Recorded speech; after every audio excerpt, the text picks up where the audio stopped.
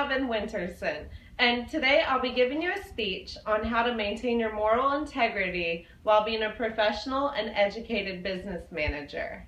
So let's get down to business. The point is, everyone works for someone, no matter what profession you're in. Many people, though, have had the negative experience of working underneath a manager that has disappointed them or let them down. The principal's report cites an organizational consultant named Jim Atkinson. He defines a poor manager as someone who exhibits subpar communication, does not set clear or consistent goals, and that stifles his or her employees' creative and professional development. Gary Leahy is the co-founder of website badbossology.com. He confirmed that these managers become toxic to any work environment. They tend to reject constructive criticism and despise being outshone by their team members' achievements, which in turn also stifles creativity and hurts morale, which means your employees aren't happy. Now, I like to think that everyone has also worked underneath someone who has really inspired them or has been instrumental in their career success. This is a good manager. Jared Rock of the New Straits Times states that a leader's vision is his definition of what success to him is as a team. This team mentality is the foundation for a successful business model. Now, a foundation is good and all, and it's naturally a great place to start. And saying I'm all about the team is very simple. Anyone can do it. However, this frame of mind does not automatically equal successful management. Management is a unique profession in the sense that it does not come with a one-size-fits-all training manual. So let's say Susie from accounting wins the lottery. She starts ripping every single piece of paper out of the general ledger and then runs out the door, permanently a rich and happy woman.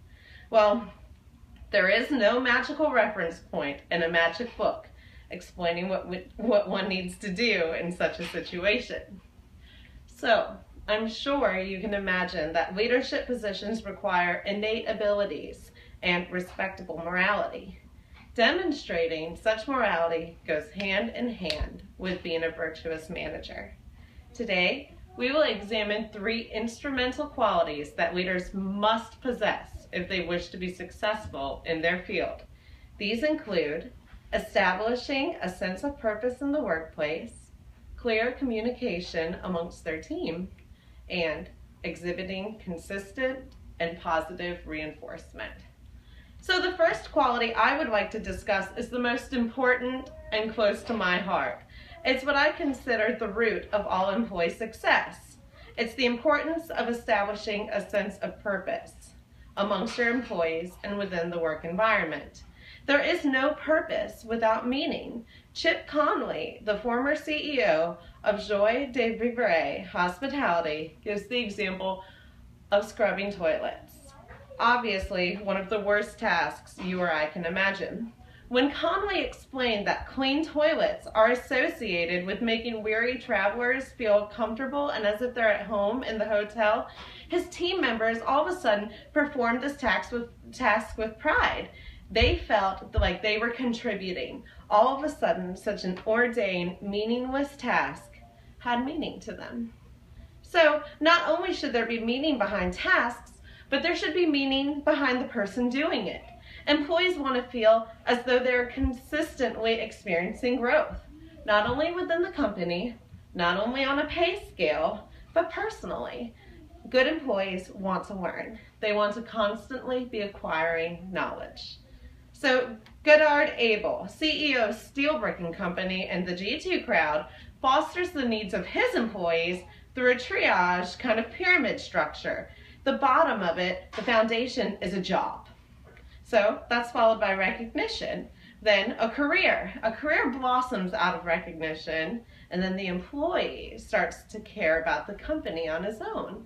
The top of the pyramid is the employee achieving meaning in his own work life. So how else can a manager ensure a sense of purpose and fulfillment for their subordinates? Through clear communication channels. Communication is a two-way street.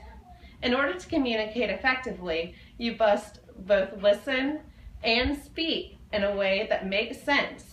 The literal definition of it is a sender sends a message and a receiver receives it. So it's just as important for managers to listen to what the employee needs from them as it is for employees to listen to their task assigned by the manager. This line of communication can be established through many tools.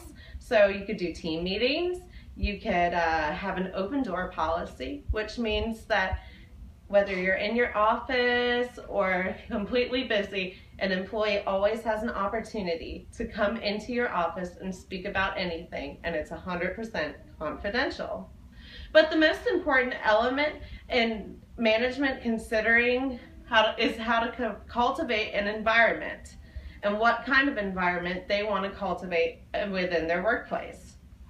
Thomas J. Watson, the founder of IBM, met great success by encouraging an environment built on team members making their own decisions, and this was facilitated only on trust alone.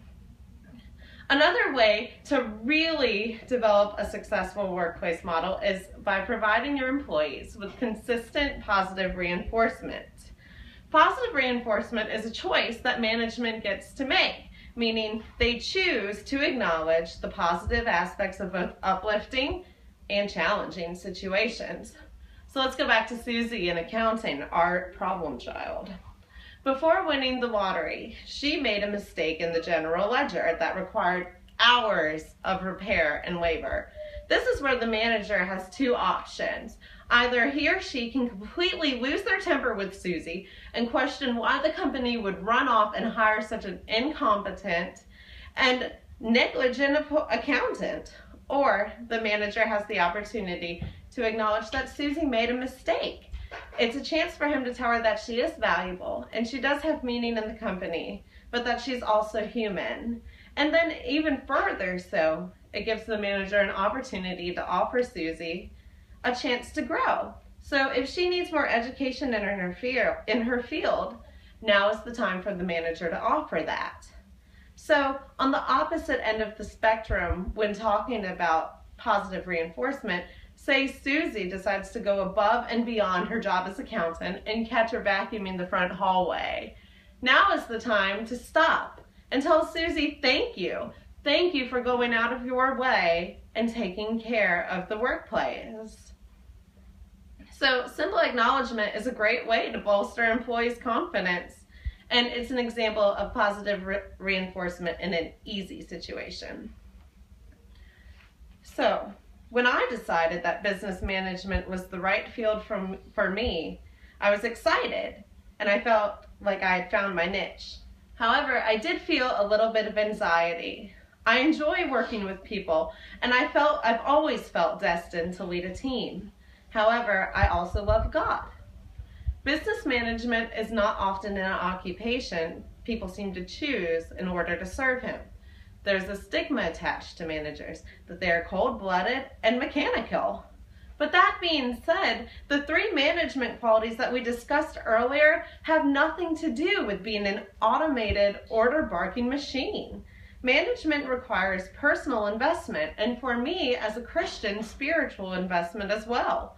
Because all of these qualifications are directly related to how God wants us to serve our fellow man, business is a very practical profession for a Christian to choose. So the Bible even gives us proof that business leaders can be successful Christians and Christians can be successful business leaders. This is stated in Matthew chapter 5, verses 14 through 16. You are the light of the world. A city set on a hill cannot be hidden, nor do people light a lamp and put it under a basket, but on a stand, and it gives light to all in the house.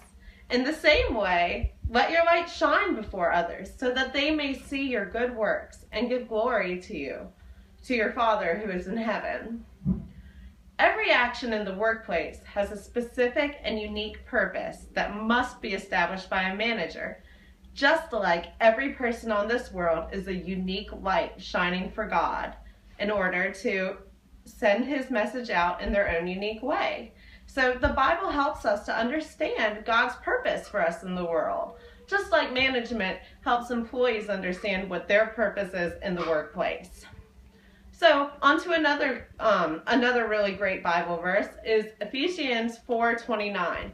Let no corrupting talk come out of your mouth, but only such as is good for building up, as fits the occasion, that it may give grace to those who hear. This is a great verse when talking about communication. So a clear and uplifting work environment not only facilitates clear and uplifting communication, it is beneficial for employee interaction, and it is also actually how God wishes for us to communicate with each other.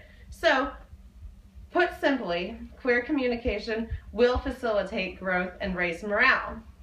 So Psalm 34, chapter 4, I sought the Lord, and he answered me and delivered me from all my fears.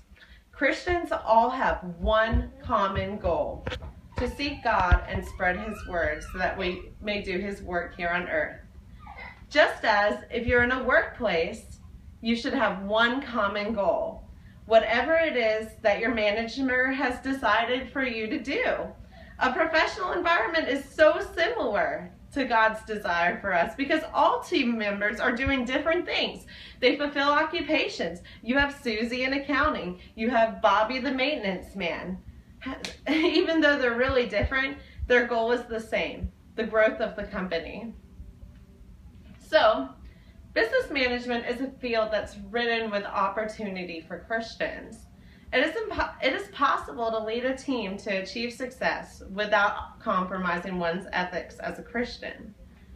You can do this through utilizing your tools, such as providing a clear communication channel, giving purpose to your subordinates, and also providing them with positive reinforcement when they're doing their job. So, someone managing a business can meet great success and be a successful Christian at the same time. Thank you.